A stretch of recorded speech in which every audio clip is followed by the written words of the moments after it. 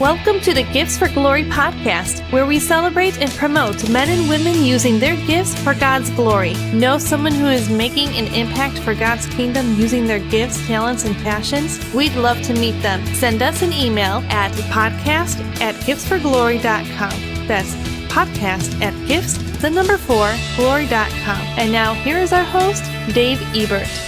Good evening and hello, friends and neighbors. Welcome to this week's edition of the Gifts for Glory podcast. We're so excited to have you along with us. Whether you're joining us live on our Facebook page, via YouTube or Rumble, or you may be watching on the Creative Motion Network, where this week we had the number 2 and number 3 in the top 10 on the Creative Motion Network. If you missed those shows, be sure to catch our interview with Caroline Harries of Moms in the Making. It's a phenomenal organization. It's a faith-based fertility support organization that's there for women who've had a struggle in producing their next generation. So it's a great organization. Also, last week we had our conversation with Thor Ramsey and Christopher Sean Shaw. That was our number 3 show on the Creative Motion Network this past week. So be sure to check those out, as well as all the phenomenal programming on the Creative Motion Network, absolutely for free on Roku. And one of the ministries that we do with Gifts for Glory is Well-Versed Comedy. It's our Chicago faith-based improv troupe. And I wanted to just welcome officially our 3 newest members. Brooke, who was with us for a couple of years. She just recently returned, and also brand new members, Mame and Ember. So welcome to our 3 new members to the Well-Versed Comedy team. Be sure to say hi and welcome our 3 newest members.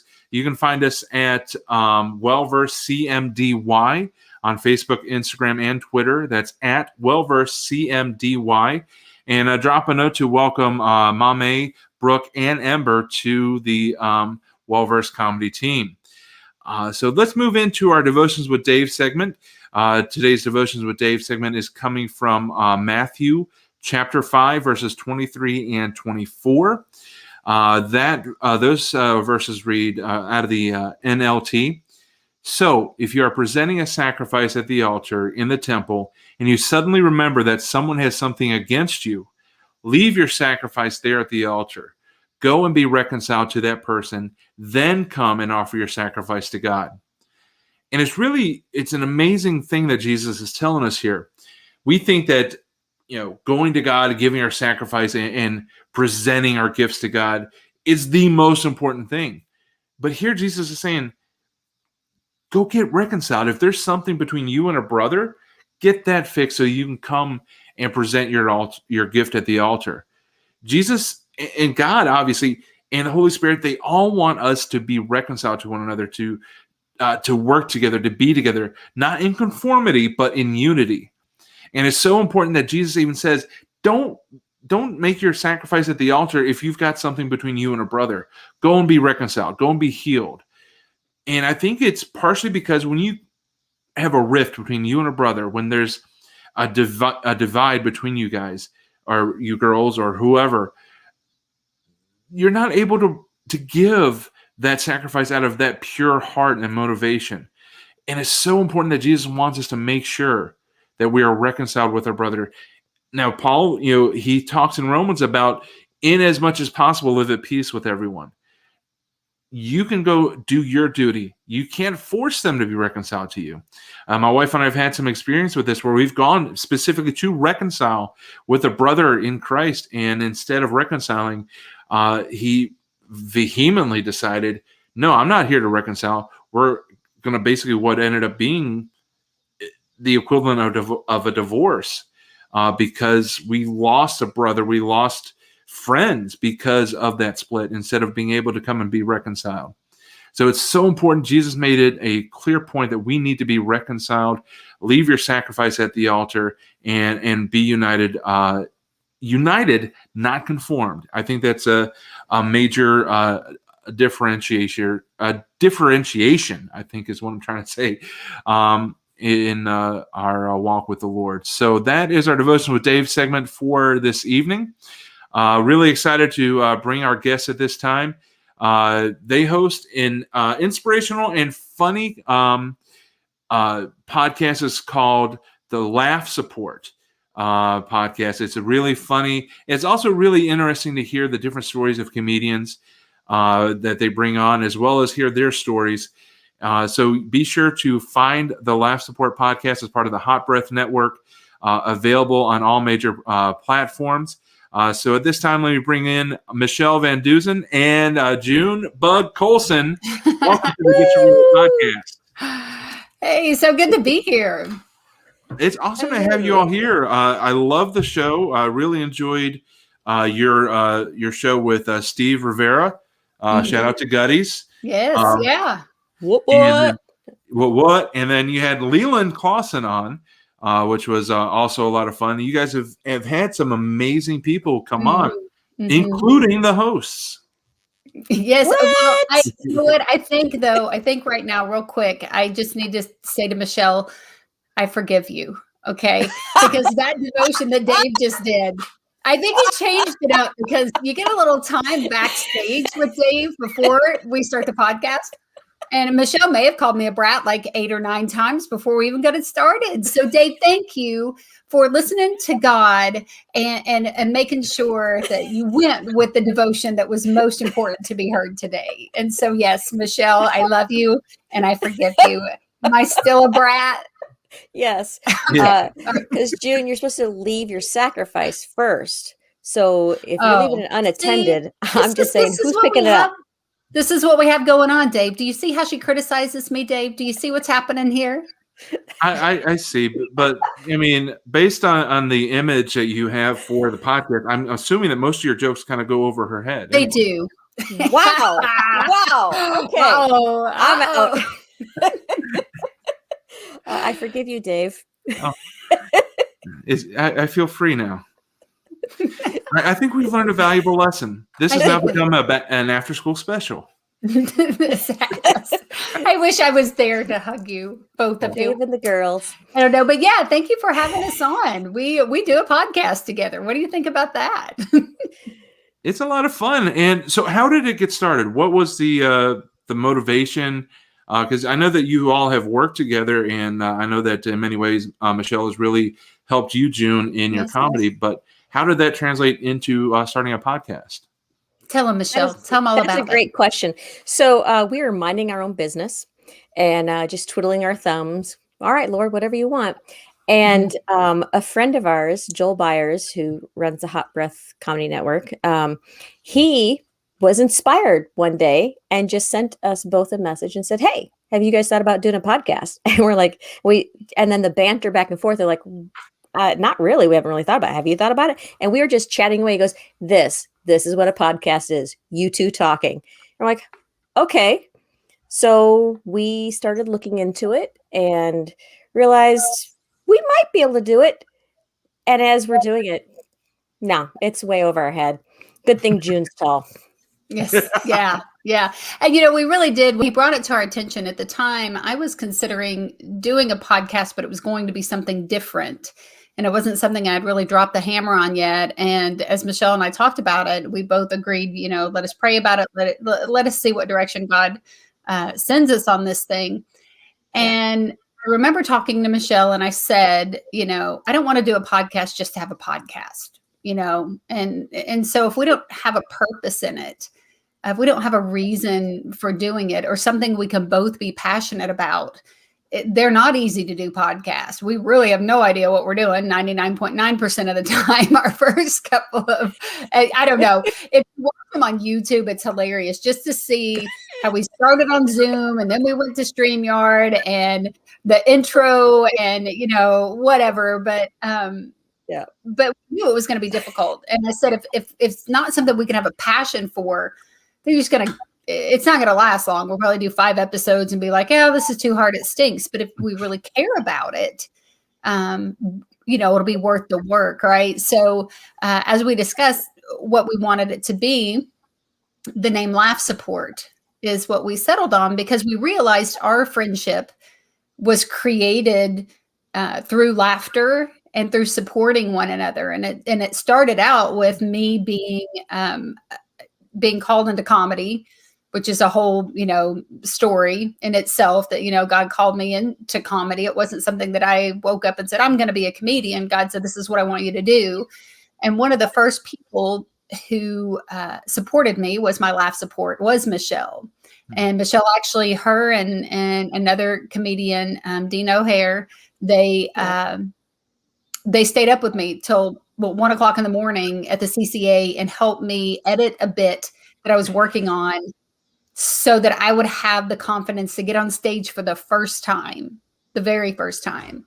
And so we kind of just decided, how did our relationship form? And then rather than doing a podcast where we just strictly talked about comedy, we decided, well, hey, all these other comedians, someone helped them, or did they? Maybe they didn't have any help at all. And we were curious about their journey. And it also gave them an opportunity to thank someone and not just have a podcast all about themselves, me. This is all the things I've accomplished, my struggles. They get to say, this person was there. Sometimes it's a family member, sometimes it's a spouse, sometimes it's another comedian or a friend. Sometimes they're reminiscing on someone that's passed away, or, someone who's still with them right now, that's still their laugh support. So, that was kind of the how the whole thing began. I don't know, Michele, you got anything to add to that? Did I miss anything? No, not really. Let's see. So June came up with our intro song per se. She's playing that. And our artwork, our buddy PJ Keynes helped us at the very beginning and kind of got the concept that was in our brains out, which was really neat. We did spend a lot of time praying and just going back and forth and talking, how do we do this? And Joel said that we had to have at least 10 episodes recorded before we could actually go live. So we ended up having like 15 before we even figured out how to go live. Yes. Yeah. And then we were live, and then we still couldn't figure out how to get on Apple. Right. That was a journey. Yeah. That was a whole nother process. So it's definitely been a team effort. We've been going back and forth, trying to learn as much as we can. And I know that I wouldn't be able to do this journey without June. There's no way, because there's so much involved in it. Like, June writes all of our episode, our show notes. She writes all of those. That's the proper name for it, show notes. I learned that.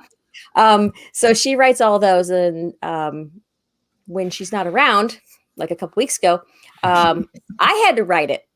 So you'll see a vast difference in the writing ability of, this is really good, and then what happened? Like, no, that's me. Then what happened is me. It was good. Her show notes made me laugh. They were much funnier than the notes that I was writing. Her show notes actually made me laugh, and I'm like, they probably should, since we're a podcast that talks about laughter. It would, might help if we actually got people to listen to us by having show notes that are funny. So, but yeah, that was how we began, Dave. Yeah, and you're going to really like our upcoming guests soon. You're going to love those too. So I'm just going to put that out there. Yeah. Can't wait. Any teasers, or do you want it just to be a surprise on the day that it releases? No, we'll tell you who we got coming up. So we have Claiborne Cox coming up. We have Robert G. Lee's coming up. Yeah, Robert G. Lee. Stephen B. coming up. We have Leslie Robb coming up. We have Jason Earls coming up. We have Byron Trimble coming up. And we have, those two girls, that short and tall one. Who I don't know, like June and Michele. They'll be on Michele. So we have a couple episodes where we go back and forth or reflect on the people that we've talked to. So a few of us in between all of that. But some pretty awesome interviews. And what's cool about it, I mean, a few weeks go past. And so whenever they release, I'm excited. When I get up in the morning on Thursday morning, I'm like, ooh, who do we talk to? What episode's coming out? And then I listen to it. And even like Earl Music, this last episode where we had Earl on. That was so good. He said some things in that interview that at the time, I'm sure I was like, oh, wow, that's interesting. Right. But they didn't apply to my life at the moment. It was just like, oh, that's wise. That's interesting. And then I was able to message him this week and say, wow, I listened to the episode and what you said really hit me today. Like God knew that I needed to hear that episode when I was driving down the road last Thursday. And it was like something I'd been praying about. He just kind of answered the question I've been asking God that I was unsure about. And that was really cool. That was cool. Okay, we're going to let you talk now, Dave. It's okay. I love hearing about it. And so do you handle your own editing, or do you record it, then somebody else is doing the editing, or how does that work? That's so cute. He thinks we edit. when the 4 episodes I had to edit because we had it was on Zoom, was it? Is that where we started?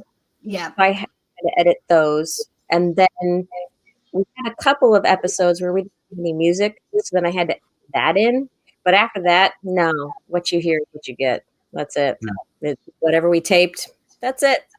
So we got a couple coming up that you'll hear some echoes and stuff. I'm not touching it. Sorry. It's not my thing.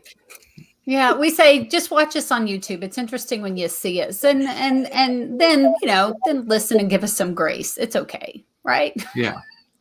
Well, that's why I went to the live format partially, is because I would just do it this way. Don't need to edit. I just send it off. Yeah. Yeah. And I'm sure like sound technicians and people who, I mean, I've got some friends in Nashville, like they have audio skills, they work in the music industry and that kind of stuff. And it's like, they go through and they edit out the breaths and those kind of things. And I'm like, I would love for you to listen to my podcast, but I don't really want to hear how you feel about it when you're done. Just enjoy the conversation. So, but yeah, we don't edit. What you get's what you get. And you don't have a fit. Sounds great. So you guys are also stand-up comedians. Is that your full-time thing, or is it a part-time, or where are you? Where is your career with comedy? Have you heard of the thing called COVID? What career? Oh, right. So my full-time thing nowadays is, stay-at-home housekeeper, I guess.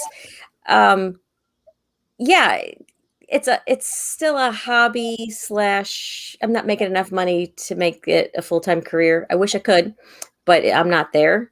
But I take any of the opportunities that come my way. So, but I eat, sleep, and think comedy all the time. Mm-hmm. And then I'm in the middle of writing a children's joke book, or several joke books, I should say. So that's something I'm working on, and just some things like that. So yes and no. Well, for me, I had owned a business, sold the business 2011. And so I had some extra change in my pocket and some extra time on my hands. And I wanted to do a job that I just felt I was making a difference somewhere. Right. So I went to work in an elementary school, working in special education. And 2020, God was like, it's time for you to, to leave that behind and go do this thing full time. Okay, God, why 2020? Why? But what's cool is I have a spouse who supported that 100%. And fortunately, living in Kentucky and close to Tennessee and Indiana, I was still working. I was still doing shows and events and, random places throughout that time. And so, the game plan was to go full time with it. And I, like Michele, she's doing the joke book. I've been working on a book that hopefully will be published soon. And I write a lot. And then my husband and I own some real estate properties and things like that. But for the most part, from the time I get up in the morning, I'm writing comedy. I'm working with comedians online. I'm, doing shows on the weekends and trying to finish the book. So yeah, that's what it looks like for me now. I got sick last month and had to cancel quite a few events. And so I've given myself the month of September to kind of heal, reboot, and then October is pretty full at this point. So Nice. So yeah, that's kind of what it looks like. And podcasting, of course, and podcasting. Oh And yeah. I'm sorry, go ahead. No, I was like, oh yeah, and we do And a the podcast. podcast. Yeah, and, podcast, yeah. That little thing. For our audio listeners who are listening to the podcast, find Laugh Support on Facebook at Laugh Support Podcast. And to find our guests individually, find Michele at michellescomedy.com or on Facebook at Laugh I'm Funny, which is probably the most original comedian page in history. Pretty good. Now for June, you can find her at junecolsoncomedy.com. And that's Colson, Colson, junecolsoncomedy.com, or at June Colson Comedy, where you can find dates and information on where to find them performing live. So this is one of my favorite, or this is my favorite part of the program, is where I try to make you cry. Well, actually, not really. But what I love to do with this show is Does she not have the best laugh, Dave? She does. has the best laugh. You want her working with you because she's funny on the shows, and then you want her sitting and laughing at you when you're on stage because she has the best laugh ever. Sorry. Okay. So back to your favorite. We're gonna make you cry. I also do acting sometimes. So go. So the purpose of this show is to share testimonies and to hopefully encourage and inspire others, whether you are a Christian, to encourage you that there is always hope. And if you're not somebody that has followed or has found Christ yet, to inspire you to think, maybe this is somebody that I need to look into as far as Jesus. So I want to hear your testimonies.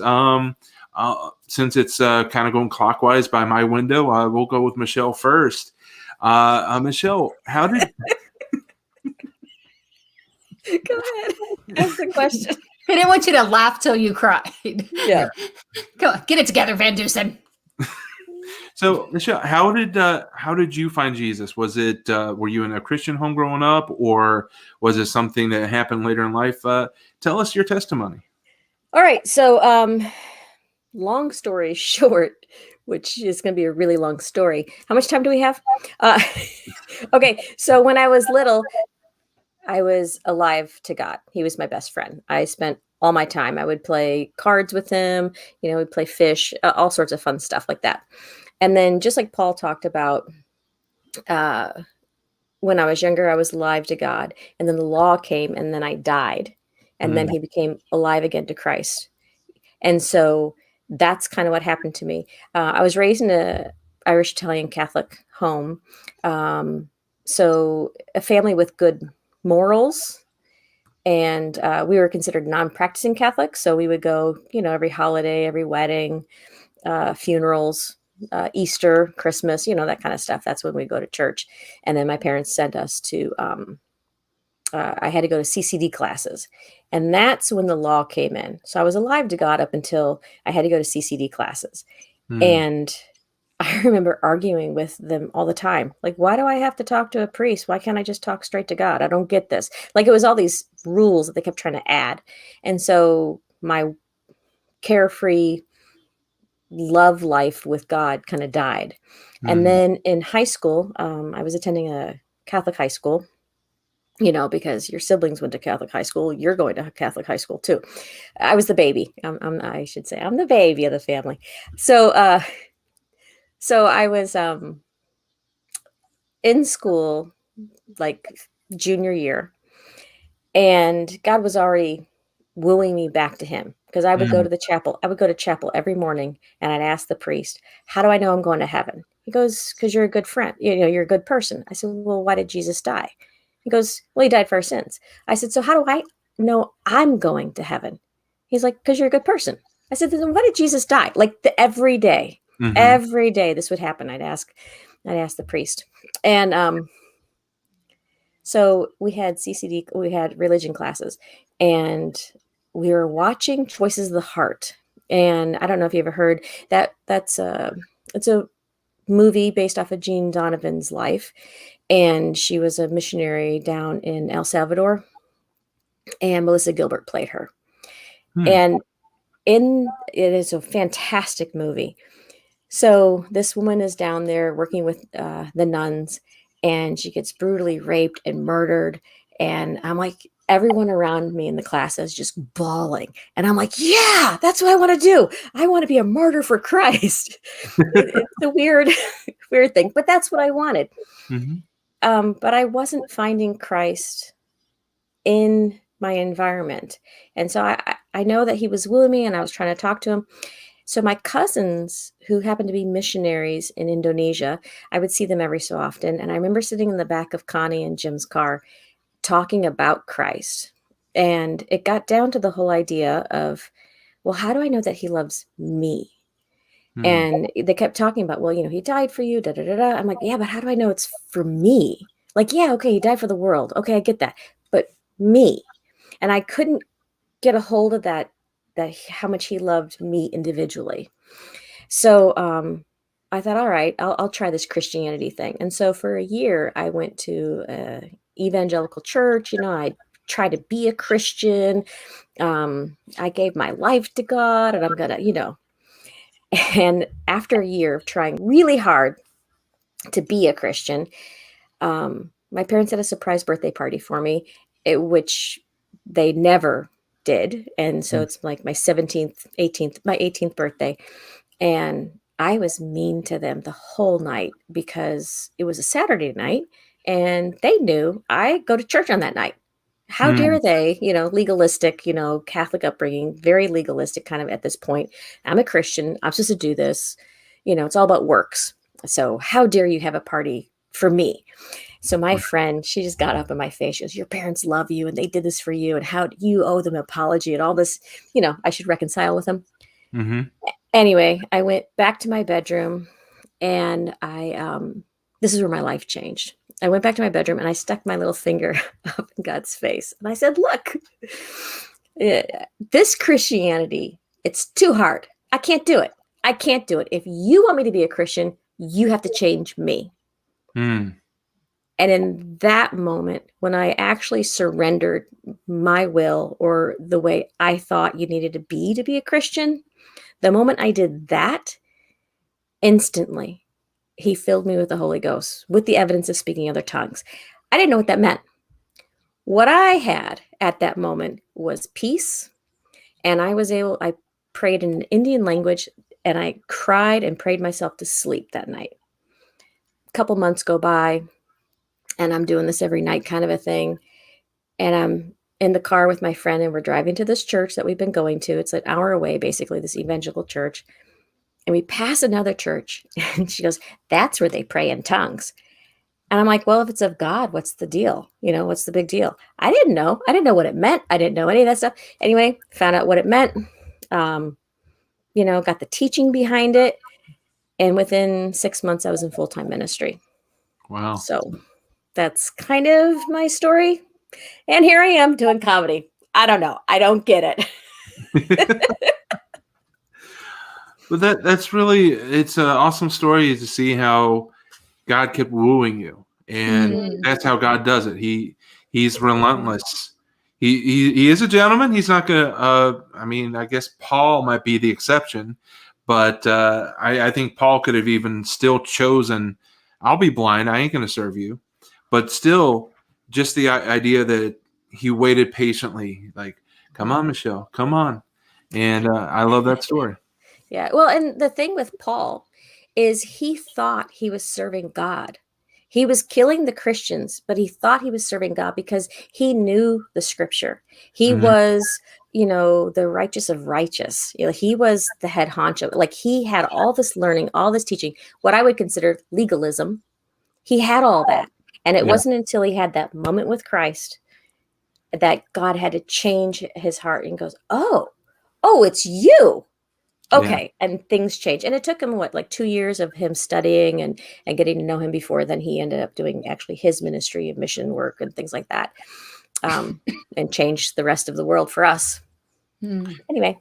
And as you're talking, I'm realizing the symbolic nature of Paul being blinded in that moment. And he was literally blind spiritually, and now he's physically blind, and he had to pursue Jesus in order to be unblinded, I guess is the word. That's probably not even a word, but till he regained his sight, or till he got new sight. Yeah, till he got new sight. Yeah. I'll give you unblinded. I'll give you that. Why Not in Scrabble. You can't do that in Scrabble. Sorry. I win. No. Nice. I'll try it on Words with Friends tonight. See if it works. Yeah, there you go. There you go. That's it won't. Just that's the final decision maker right there. Words with Friends. Yeah. So, Michele, after you entered into ministry, at what point did comedy come in? So I worked at a home for unwed mothers for 2 years. And then from there, I moved to Oklahoma to attend a Bible school. I tried to go to Bible school first. Oh, I guess I should back up a little bit. I wanted to be a nun in high school. I'm like, I'm going to be like Jean Donovan. I'm going to be a nun. So I went downtown, put my application in, and they said no. I don't know why. Actually, they didn't answer me. So still waiting to hear back. And so then when I had that choice of working for the unwed mothers or going to Bible school, I'm like, well, I got to go to Bible school. Then I could teach these girls what they've done wrong. Mm-hmm. And God's like, no, we need to fix you first. So the Bible school said no. So after 2 years of working there, I moved down here. And so, I ended up getting married, worked at a children's camp, like did a lot of stuff down here, graduated college and stuff. And now we left Oklahoma, moved to Italy so my husband could help remodel a Bible school. After that, we moved back to Chicago to live with my parents because we didn't have a home or anything, a job, anything at that point. I'm sitting there with my children because now I have 4 boys and my sister's kid is over. And I'm watching the Rosie O'Donnell show. I don't know if you ever watched that, but back in the day, it was really good. It was right before, it was right after she was getting real political. And so then Carolyn Ray was taking over. And Carolyn Ray said, hey, do you guys have a talent? Can you tell some jokes? Come on out. We're doing auditions. And I was sitting there with my kids and I thought, I don't have a talent. I used to do this. I used to play the cello. I used to be a missionary. It was all these used to do these things. Mm-hmm. And now what? I just have these boys. And then, I mean, just horrible. 4 of my own and my sister's. Well, and then I thought, oh, I could tell the few jokes that my sister used to call me up and insult me on the phone because I would homeschool my kids and hers and, preschool stuff at that point. And she'd make fun of me every time, she'd call me up and she's like, hey, who are you going to write the note to if they're sick? Ha ha ha, click. Like these are the things that I would hear. And so I thought, I'm going to go up there and tell my 5 jokes. So we went up to, we packed the kids in the car, went up to Wisconsin. We went up to Wisconsin to do these 5 jokes. I am like 4th from the last in the line. And I go up there and it's one guy in front of me and then my turn. The producer goes, okay, Carolyn has to go. So we're going to just film the rest of you. And I'm like, it's 1, 2, 3, 4. There's 4 of us. You can't wait for 4 more people. So we do our thing in front of the TV and then, the camera, and then we leave. And that was it. I thought, okay, one and done, that's it. So when we moved back to Tulsa, I heard on the radio again, hey, do you have a talent? Can you tell jokes? Come to the mall, da, da, da, da. I'm like, I think I should go. So I go and I do my 4 or 5 jokes now. I have 5. And I do my 5 jokes in front of this Hollywood lady. And she goes, yeah, you're not ready for Hollywood. However, I'm going to give you a call back. I'm like, okay. So go to the callback. The lady, everybody, there's like 100 people now instead of the thousands that were at the mall. And you do your thing, people laugh. Typically, she calls you to the table and she whispers. For mine, she goes, all right, I told Michele yesterday she's not ready. However, I want to see what she can do in a year. I thought, challenge accepted. And so it was a challenge. And so I went to the comedy club. My husband and I went the first night. I'm like, can I do this? He's like, yeah, I'll be back, but go ahead. So I had full support from my husband. And I just started going. And the owner of the club, he's like, you need stage time. So you can come in anytime the club is open, or, anytime during the day, you can just practice, just come in and practice. Wow. And I didn't take him up on it, and I should have. Oh. So, yeah. So that club closed. And so it's just year by year. I ended up going to the Las Vegas Comedy Festival, learned a lot. And then I heard about the Christian Comedy Association and went to that. And I'm like, oh, these are my people. So it was the merge of the two. So I started out in clubs, basically. Long story, made it longer. You're welcome. Oh, awesome. Thank you. Did I answer the question? I don't know. I think so. So it was just like, oh, that sounds fun. I'm going to try it. And then God said, yeah. He was wooing you the entire way. He's like, hey, yes. Come to this. Come to this. Yeah. Yeah. It was never, thus saith the Lord, you must go do this. It was never that. And that's why I think I've always struggled with, should I do this? Should I not do this? Should I do this? And so I was doing it a lot. And then I stopped and I looked at my kids. They were little. I thought, ooh, I'm not making enough money to actually keep traveling. So I stopped. And then I just got involved in the school and started an after-school comedy club for kids and started a writing program for kids. And so I worked in the school system for 8 years maybe. But they're off in college now, have their own life. Now I can actually pursue it. Yeah. So you worked in the school system for 8 years. They left, so now you got paroled and you're able to. Yes. Yes. Yeah. Pretty much. Yeah. Wow. All right. So June, your turn. Yes. Tell us about your story. How did you find Christ? And you did hint at it a little bit earlier, but tell us how you found Christ and then how you found comedy. Oh, did I hint about it earlier? I don't remember giving any hints. Now I'm like, oh, what did I say? So how did I find Christ? My mother would physically drag me to church every single Sunday. My brother, my sister, and I, we lived in a little place I called the Shirley Shack. It was like 700. That might be more, 5 to 700 square foot with 5 people in the house. My mom was, her mother was bipolar and was extremely violent with my mom when my mom was a little girl.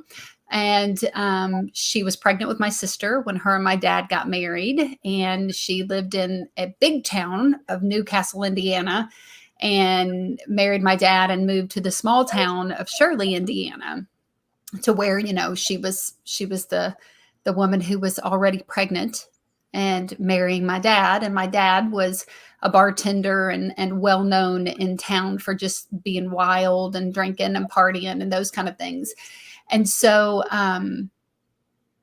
every Sunday mom would take us to church, and it was more of the location, because of where the church was just 2 blocks from our house and she could walk us there, than the specific denomination. She didn't care. She just, her mother-in-law was letting us live in the little Shirley Shack, which was actually my grandparents' home.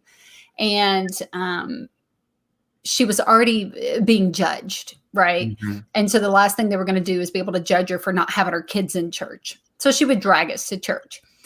And then one of us would mess something up while we were at church, and she, one or all of us would get a whipping on the way home. So I had this confusion of like, how would she just have this hand up praising the Lord, and then now that hand is, wearing us out because we spoke too loud or we spoke too soft, or had a race car in his pocket, or, it was all of these things.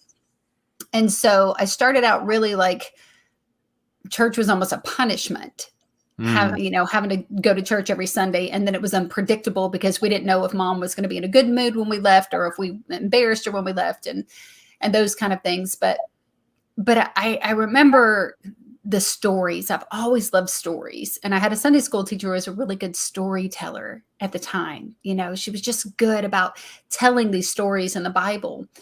And so I looked forward to it. But we didn't have, like I said, we were poor. We were the government cheese and the powdered milk kids. We were the hand-me-down of the hand-me-down of the hand-me-down kids. We were the ones who were made fun of because we only got to take a bath once a week because we couldn't afford the hot water. And it would be one bathtub my sister and I would have to get in. And then my little brother got what was left of the water when we got out, right? I remember being at the bus stop and being made fun of because they were talking about dinner, what they had eaten for dinner. And this kid was like, oh, we had, pork chops and mashed potatoes and corn and green beans. And Dewey, what'd y'all eat? My little brother said, macaroni and cheese. What? Okay, what else, man? And Dewey's like, and macaroni and cheese. And they're like, that's not a meal. Like, that's on the side. What was your meat? And he was like, we didn't have meat. And so I had gotten used to being mocked and made fun of at school and those kind of things. But then I was starting to see it at church as well. Right? I was starting to see those things at church. And I noticed that they would tease or make fun of things that my mom did because she was socially awkward. She was raised by a bipolar mother. She had a lot of issues from the abuse that she endured. And she basically raised us the way her mother raised her, just not as aggressive. And Vacation Bible School would roll around. And because of our poverty, I mean, we didn't have meat. We certainly didn't have cake mix. And there wasn't birthday cakes and those kind of things unless my grandmother made it. And that was a cake that my sister or my cousin Angel and I shared because our birthday was a day apart. But Vacation Bible School was always around my birthday. And that storytelling Sunday school teacher made sure that I was treated special at VBS because my birthday would land on it every time. And so I started feeling like the goodness of God from that teacher. And eventually I felt convicted. I was 9 or 10 years old. There's no documentation of when I was saved. I was 9 or 10 years old. And I went in front of the church and told them, that I believed in Jesus Christ. And I knew that he had died for my sins. And I knew he was raised from the dead. And they were like, oh, we're going to baptize her. And they took me to the baptism. I was baptized. And I remember when I came up and they brought me back out, my hair was all wet and dripping. And they called my mother to the front and they were going to say a prayer. And my mom was weeping. Oh. And I had never seen her cry because she was happy about something. I had no idea what happy tears were. I'd seen her angry and crying. And most of the time I'd seen her angry.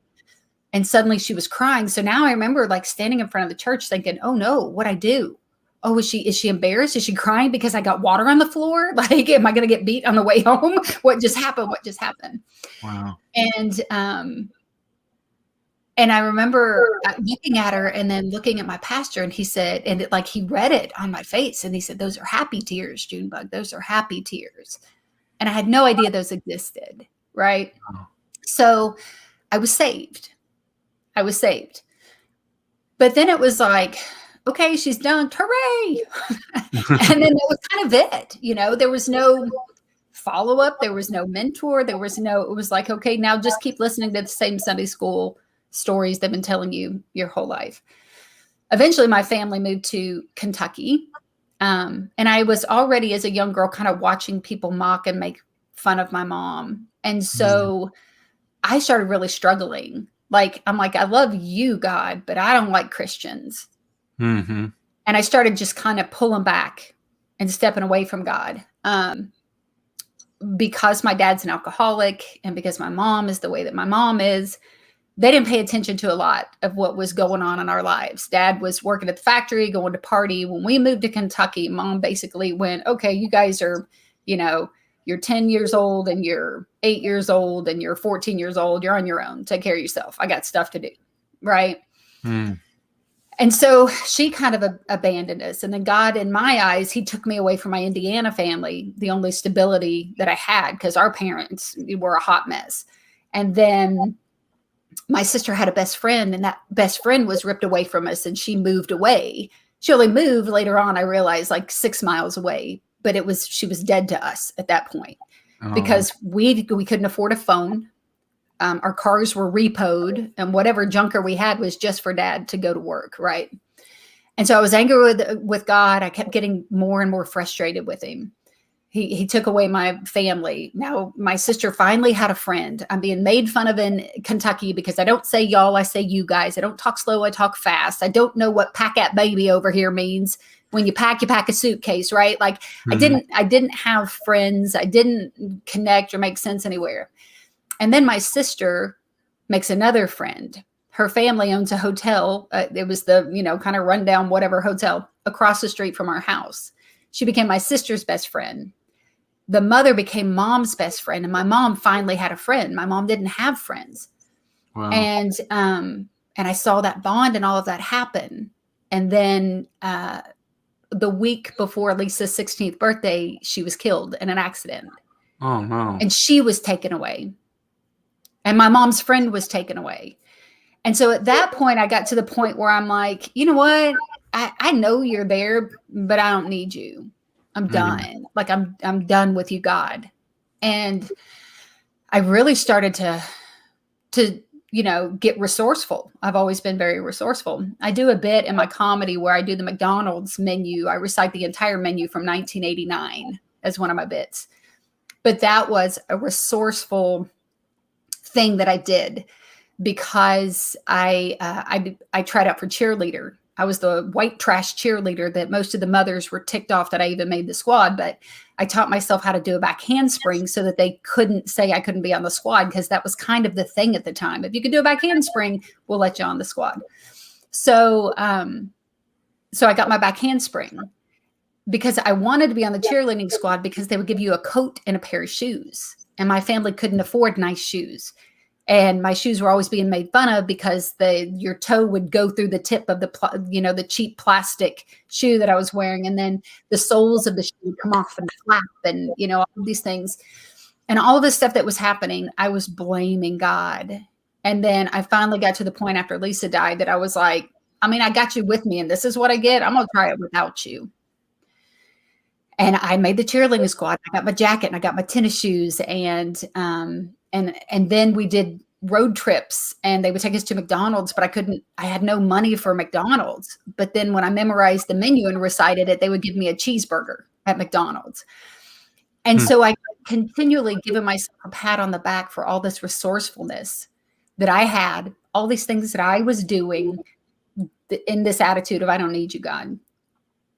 And this carried on for years and years and years. All the way until, I got married. I married my high school sweetheart, and both of us were pretty messed up people. And God continually said, don't do it. Don't walk down that aisle. This is not what you need to do. And in my mind, it's almost like as a Christian, you can feel another Christian in the room, drawn to each other. There's something about that. For the two of us, it was almost like we were both just messed up people. And that's what drew us to each other. And so, what should two messed up people do? Yeah, after they get married, they have a couple babies, because that's a good idea, And so I ended up in this broken marriage, kind of just trying to keep people from not knowing what was going on in my home life and my relationship and how I had really kind of abandoned God. But then I got to this point where I was like, well, my kids should be at church. Right. And I felt like that's what I should do. And so I started bringing them back to church. I started taking them, but I was going for them, not for me, because I didn't like Christians. Christians were judgmental, and this is all the things I was telling God. They think they're better than everyone else. They look down on people, they judge people. And literally the Holy Spirit said, oh yeah, June, they judge people. They look down on people. They think they're better than other people. You're going to fit right in with my people. And I was like, oh my gosh, but it was funny. It wasn't mean to me when he said that. It was funny to me. And so that humor just loosened me up and calmed me down a little bit.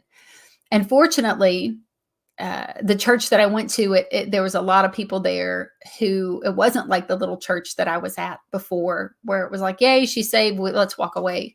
God started putting people in my life and gathering people around me. And then when my husband and I finally, it came to that breaking point and we separated in 2011, I had this moment with God where I was like, they're surrounding my husband. And in my eyes, he was the bad guy. He's the bad guy. And they're surrounding my husband and they're praying with him and they love him. And I'm standing here by myself in my bed looking at the window, God, and I'd love to know, where are your people? Where are your people?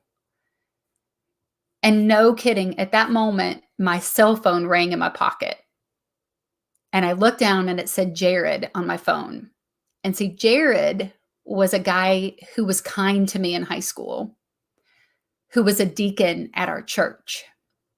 And he called and said, hey, what are you doing?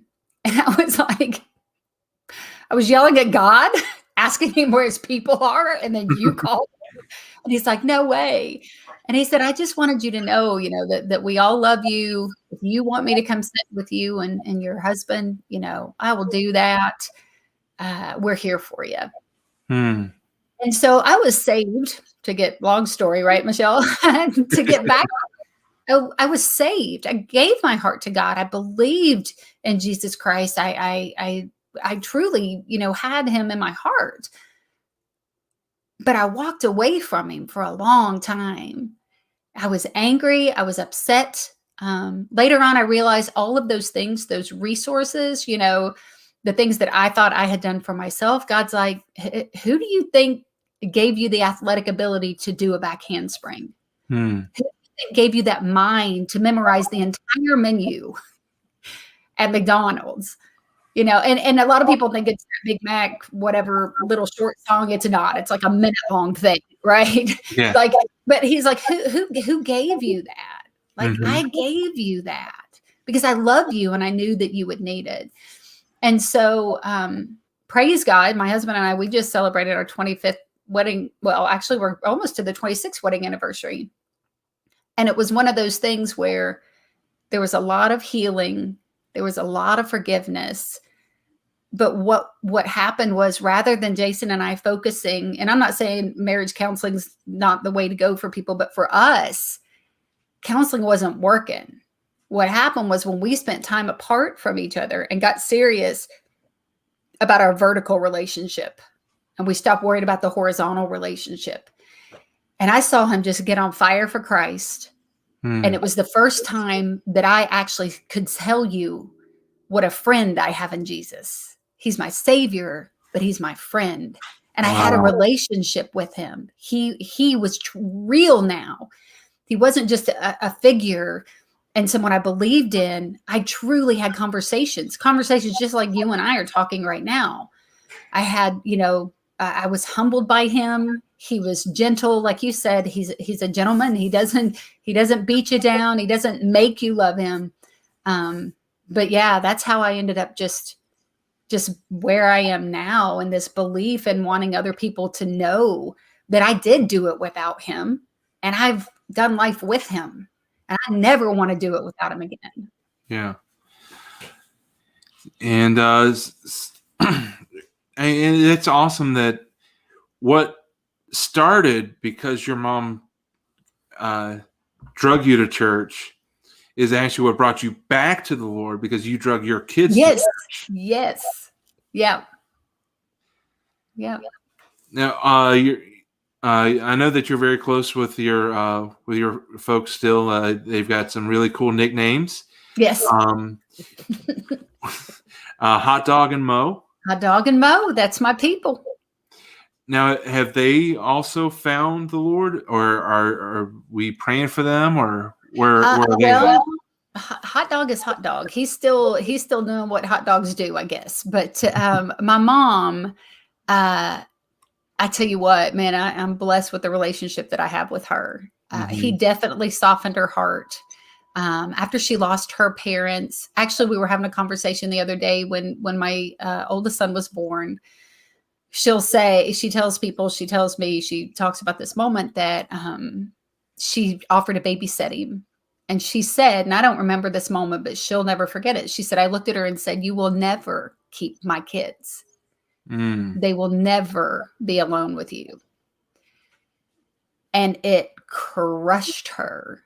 It was a moment where she was just blown away. And she said, but I remember sitting in my chair and thinking, wow, I didn't know. I swore I'll never be like my mom. I'll never do what my mother did. And I did what she did, And so she really started to kind of look at herself and her relationship with Christ. And man, my older sister, Bobby was sold out for God early on. Mm-hmm. We called her Bible School Bobby. Me and my little brother did, because my brother and I, we wanted to be cool and we partied, and I was rejecting God. And my little brother was 19 months younger than me. And all my friends were beautiful, which was really dumb because I was like, I should have not had such beautiful. I was always the ugly chick in the group. I'm like, why did I pick such pretty friends? But my little brother, he wanted to obviously hang out with us all the time. And he became, my best friend.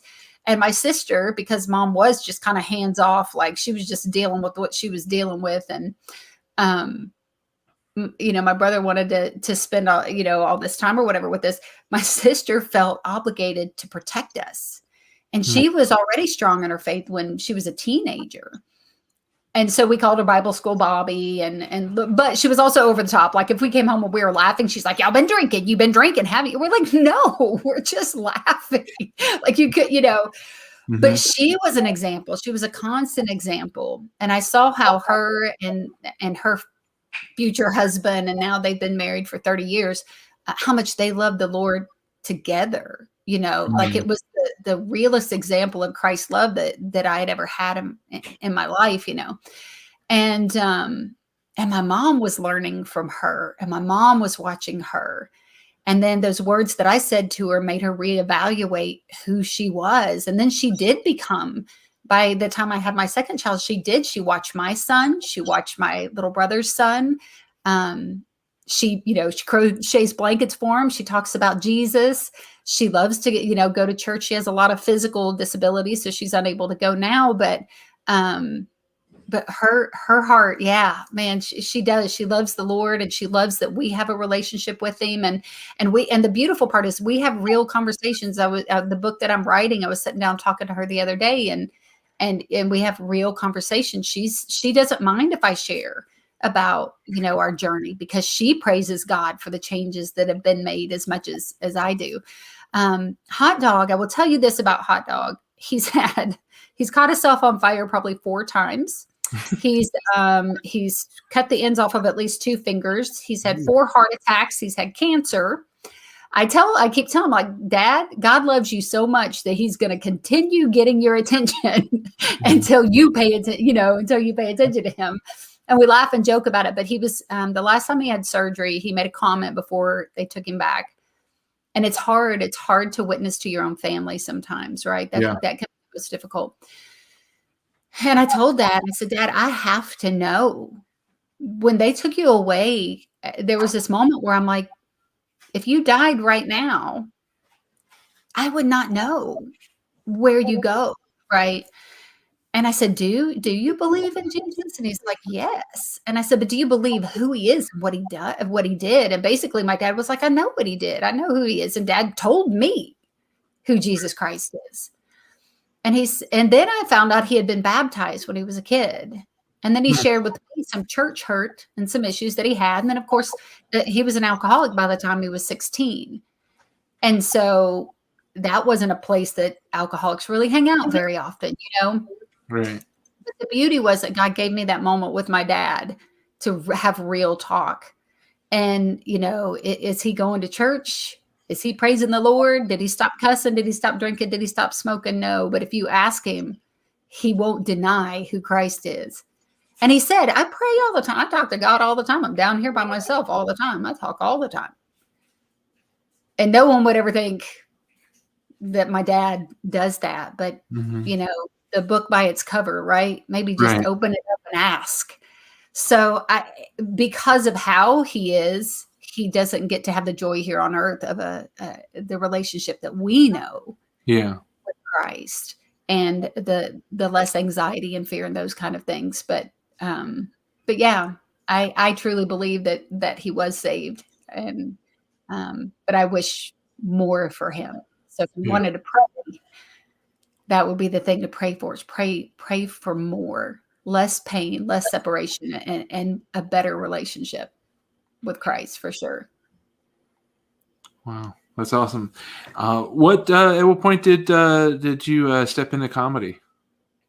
I'll make this short because that's a lot of talking. I'll make this short. Okay, so basically in probably 2016, the end of 2016, I went to church one day, nothing significant happening. Music hadn't started to play.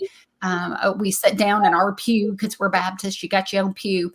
And I went to set my Bible on the back of the pew and just kind of organizing stuff in my seat. And I sat down, and I literally, and only two other times in my life have I experienced this, like physically feeling something. I felt almost an electricity run through my body. And I heard the Holy Spirit say, I want you to write. Hmm. And I was like physically shocked by it. And then I felt my face, and there were tears like had started to go down my face. And I had no idea what was happening. I didn't know what it meant. I didn't know what was going on. I got up. I walked out the back of the church. My family didn't know what was going on. Church hadn't even started yet. I couldn't even come back into the sanctuary. So we get in the car. Everything is silent. We get home, and my husband's like, what happened? And I tell him what happened. And I said, what do you think? And he's like, so you think that was the Holy Spirit? And I said, I know it was. I know what just happened to me. And he's like, well, then I would suggest you start writing. I'm like, oh, yeah. But then I was like, what do you want me to write? Because I had written poetry when I was a little girl, all the way through adulthood. I had written short stories. I had written plays. I had, written lyrics. My family made music out of it. I've been writing for a long time, but not for major public consumption. Right. And so for a year, I was like, what do you want me to write? What do you want me to write? And I kept asking. And I wanted direction. And God said, you're not going to get direction until we get some connection. Wow. And so then I started getting more serious about reading his word and trying to figure out what he was saying to me, and, and less of the mom who was there in church for her kids to be there, and more of the what do you have for me? What do you want from me? And so about a year later, I was on my way to work, and the Lord said, hey, June, it's comedy. It's comedy. And I said, what? Wait, what? Like stand-up comedian? And he said, it's comedy. It is. And so I tell God, I was like, okay, so I know we're not supposed to ask for signs, but if you're seriously telling me that you want me to be a stand-up comedian, I'm going to need something, right? Because this doesn't make sense to me. So I get to the intersection. My light turns green. I go to head through, and a car runs the red light and barely misses the tip of my vehicle. I hit the brakes. He hits the brakes, swerves around me, and goes on, and I'm frozen. And I was like, okay, I'll never ask for a sign again. I will never, ever. And then I remember getting on the interstate, and I'm laughing about it. And I'm like, God, if you would have wiped me out right then, like that would have been hilarious in heaven. I would have been like, seriously, I waited a year. You finally told me I asked for a sign, and you take me home? Like what? But after that, it was almost like I was in the closet about it. It was secret, and I was freaking out, and I didn't know what to do. And man, when God calls you to it, he just started putting people and places and the CCA and people like Michele and resources and people in my life that people pay good money to have 5 minutes at a comedy show to be sitting in their presence. And God's like, oh, here, you can go sit at their house and learn to write. This person will now be your friend. And I'm like, wait, what? But it took off. really quick. He gave me everything I needed to begin this journey. And so since 2017, just fast tracked it. A lot of stuff that I've done in just this short amount of time. I can tell you, I don't say like, oh, I've done stuff faster than everybody. Like it's not that, but I've been around comedy long enough to know, oh, wow, I shouldn't have been able to do that yet. And it's not because of anything special about me. It's because this is not a journey I decided to do. This was something God had me do. I remember telling my nephew, how scared I was and how, and I was going to the CCA for the first time. And these are real comedians and I'm nobody. I don't even have a joke written. I don't know what to do. And my nephew had been a musician, like a rock band, major stuff. Right. And God had called him out of that world in a very unexpected way. And he had left that life and was starting over as a Christian and trying to figure out what God wanted him to do. And he said, well, this is what I know.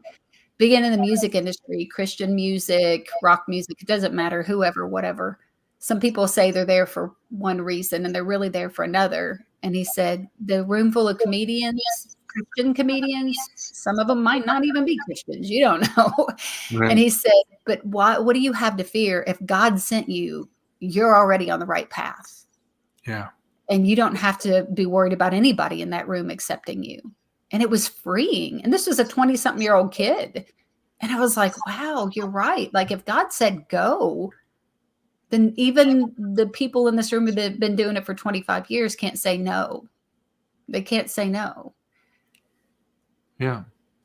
So was there ever a moment where you're like, hey, I can use my initials because they're the same as Jesus?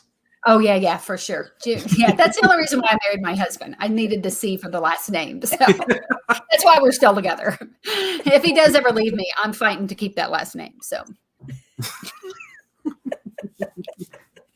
And scene. Yes.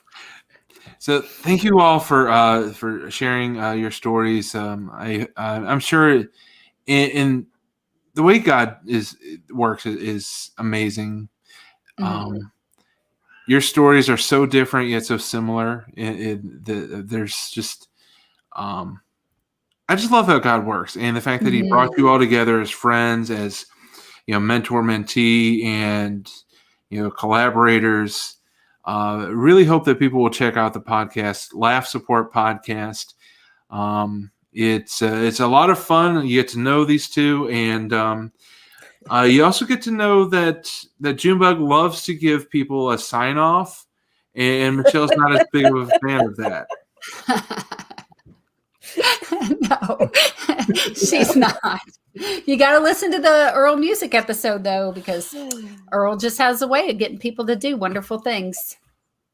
Cue tears. No. Yes. So there are two final segments that we do on the Gifts for Glory podcast. The first one is called the interrogation, 7 random questions that otherwise wouldn't have fit in the conversation. And then the final is always asking your wise counsel for somebody that wants to use their gifts for God's glory. So let that simmer in the back of the mind, and we will get started with the interrogation.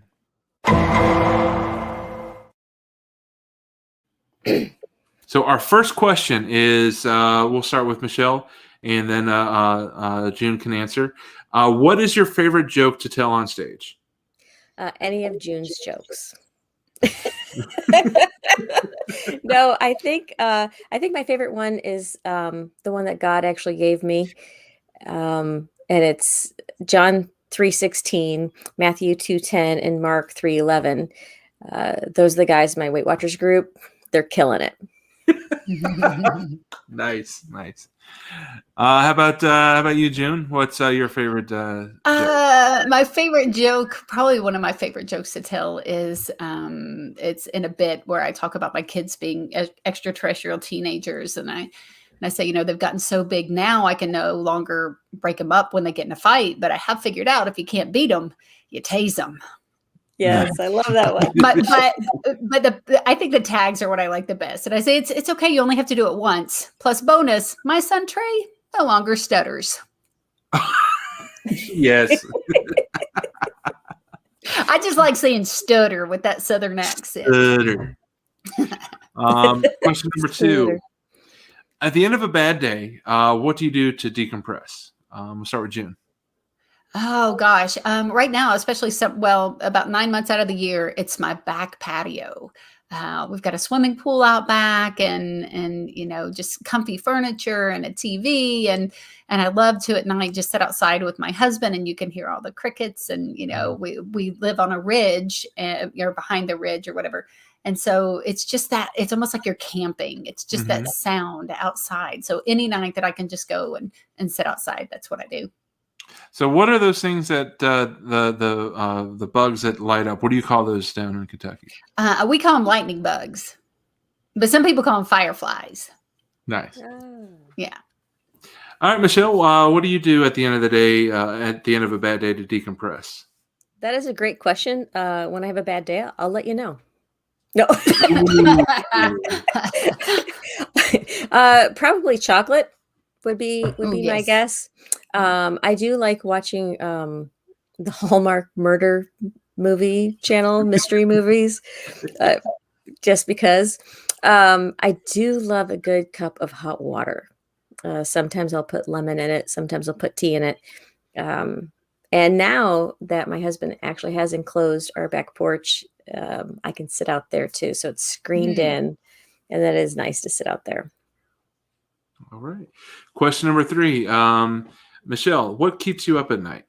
Words with friends. Rhonda Corey is constantly saying, "Your turn." No. To be real, nothing actually keeps me up at night unless God wants me to pray about something, because I can sleep pretty much anywhere, anytime. And when I sleep, like, I snore. Everyone knows it. Except nowadays, my dog is old.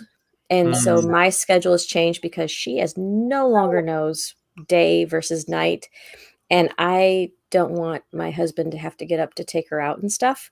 So sometimes it's a 10-minute thing. Sometimes it's a 2-hour thing. It just depends. But other than that, nothing really keeps me up. Okay. June. Drinking too much of this Kentucky Ale 8. Yes.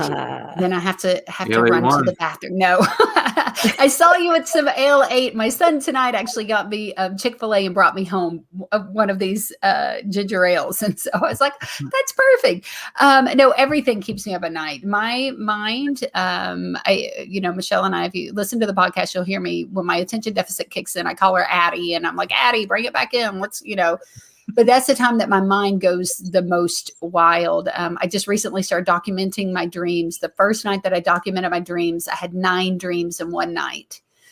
Yeah, sometimes I'll have up 12. So I dream all night long. And then I have an 18-year-old and I don't sleep until he's home.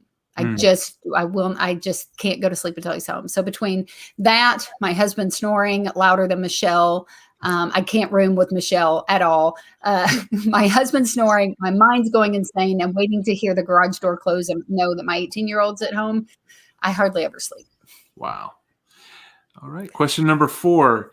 If you could, what's something that you wish you could go back and do over? Now, this could be a positive that you want to experience again, or something you want to go back and fix. So Michele, we'll give you the first crack.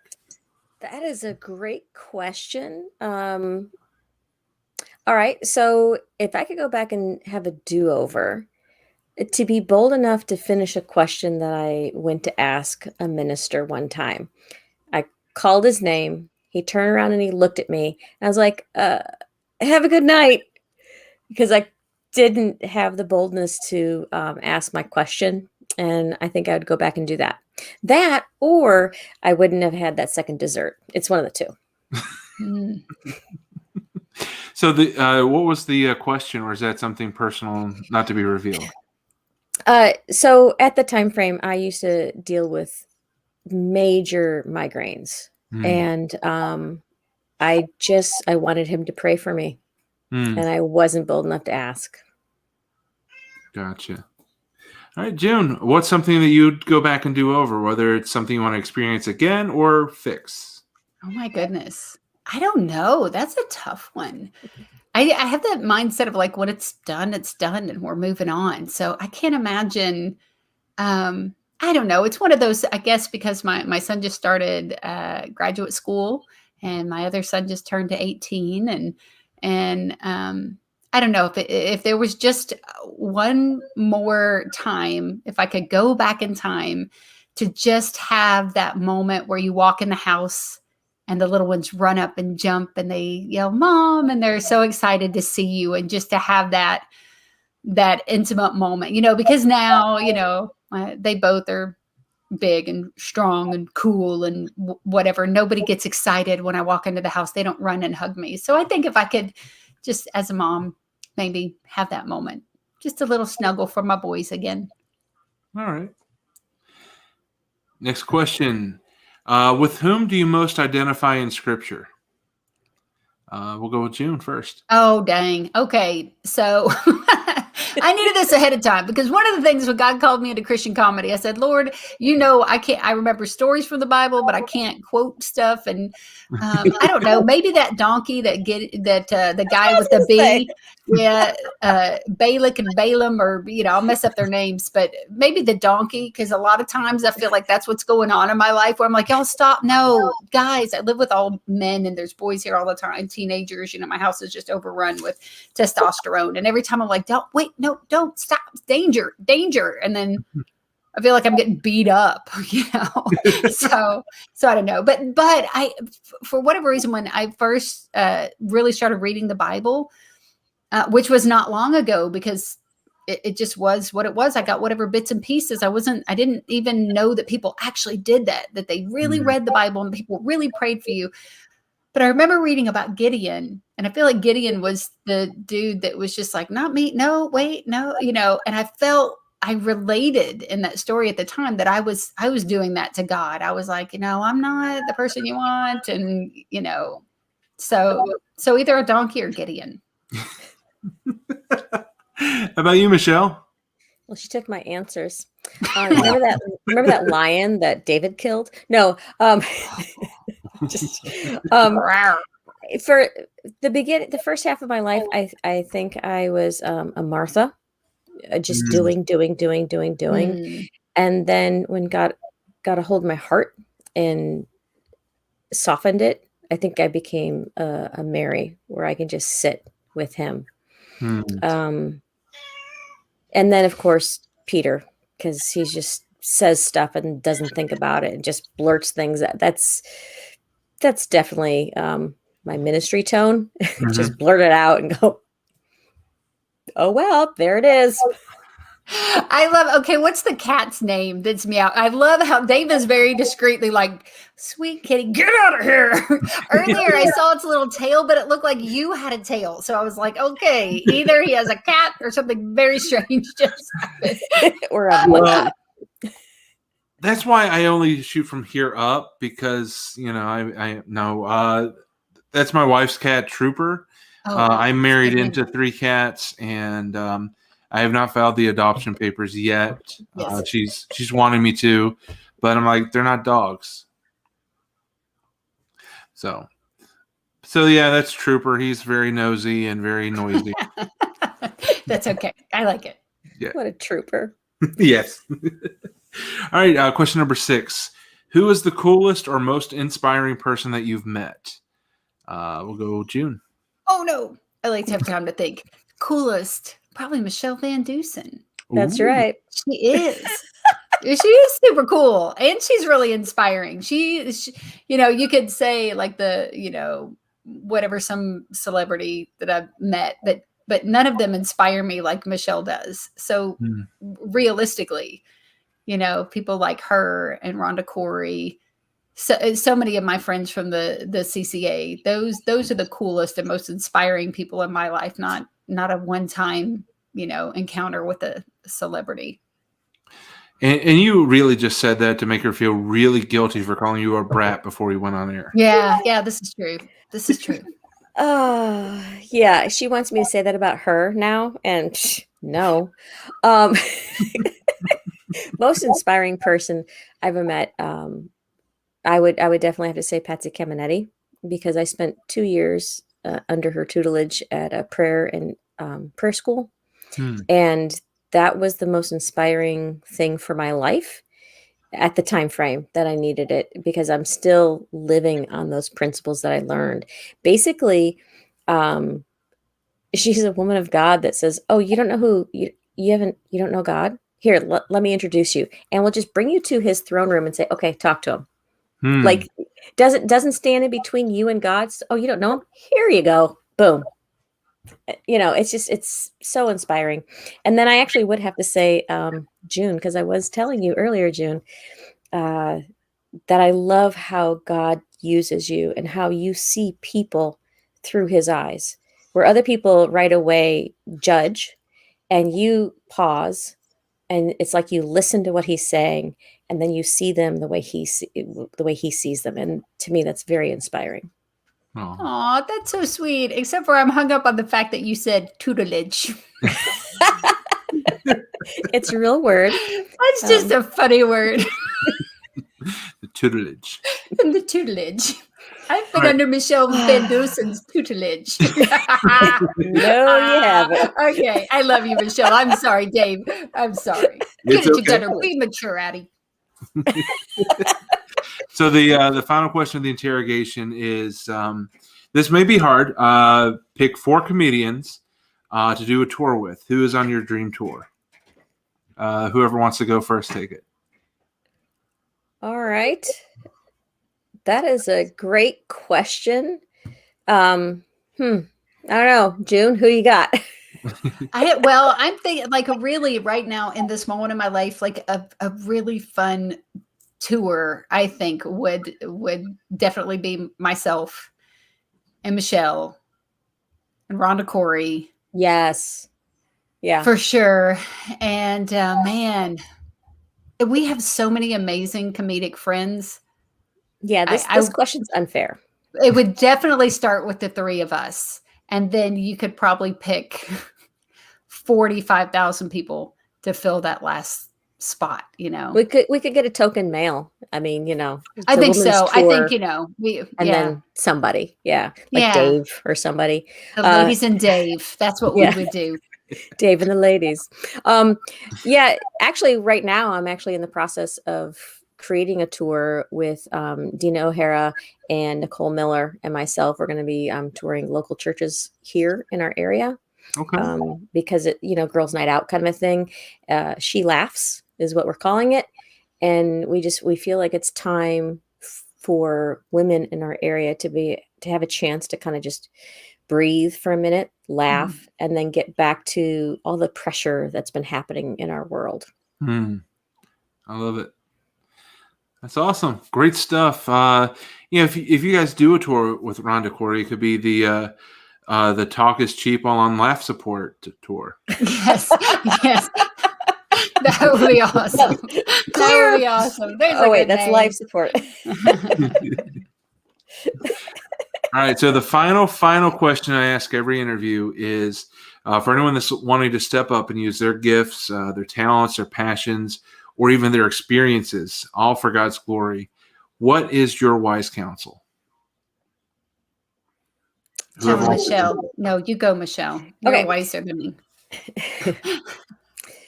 First off, always respect your elders. So thank you, June. I would have to say, keep God priority. He has to be first and foremost before your career. And I did career in parentheses because it's not really your career anyway. Definitely pray it out before you step out. Make sure that you're following peace and not pressure. Because if you're following pressure, like I got to do that, no, you're not actually walking in his peace, and you'll miss his wisdom. And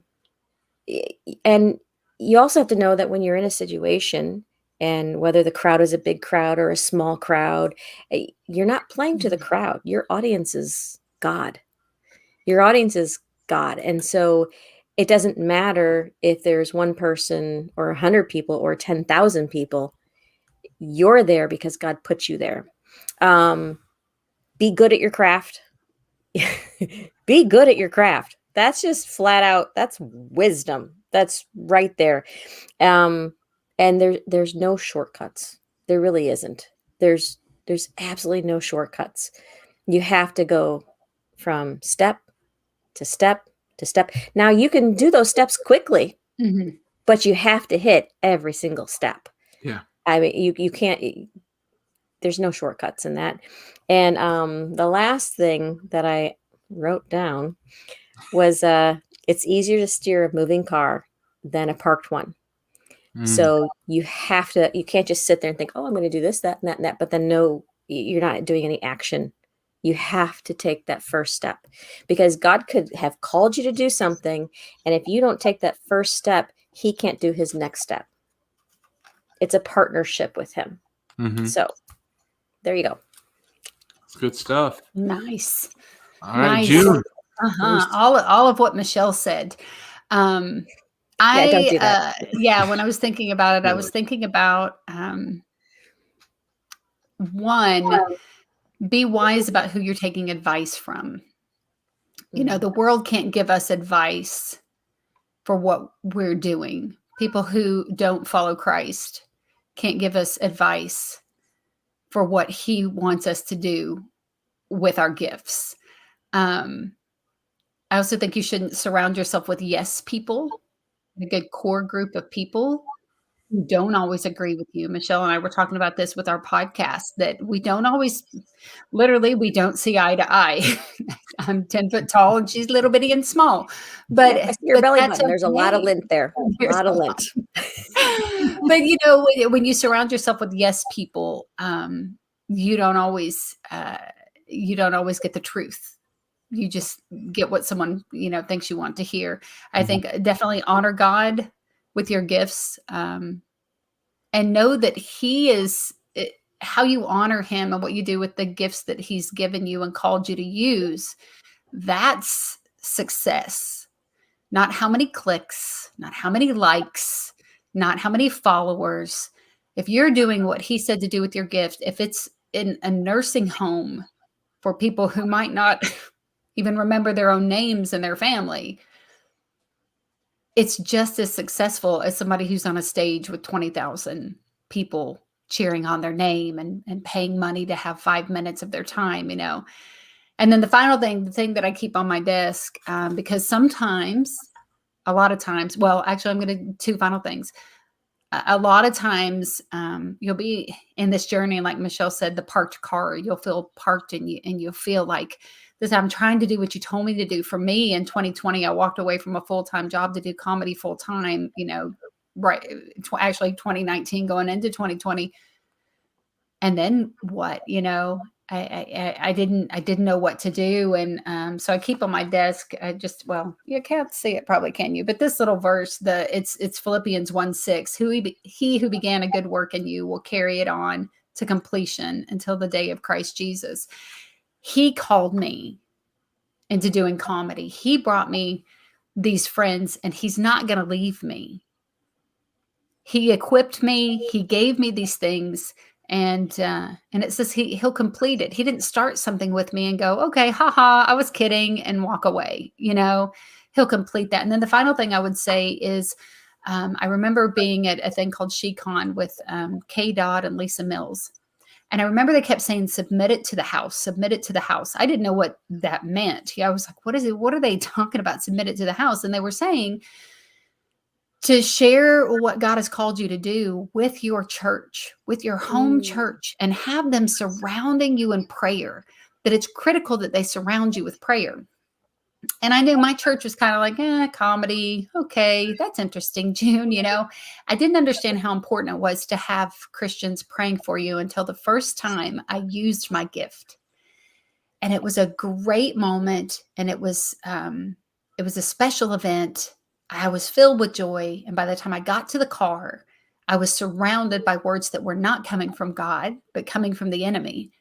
That was awful. You think that was good? They were only nice because they know you, June. You weren't that good. You shouldn't even be doing this. You really embarrassed yourself. That wasn't so great. I was attacked before I got in the car. And I called K. Dodd and I said, what just happened? And she started sharing with me stories where the same had happened. So if you're going to go out and you're going to be faithful and do what God called you to do, even if if your church is not necessarily some place that you're like, hey, I want you guys to pray for me. Find some Christians some friends, some family, have them surround you in prayer. Because when we go out and we start using these gifts, as much as it gives God joy, it really ticks off the enemy. Mm-hmm. And you know, you need that prayer surrounding you. So that would be my little bundle of advice.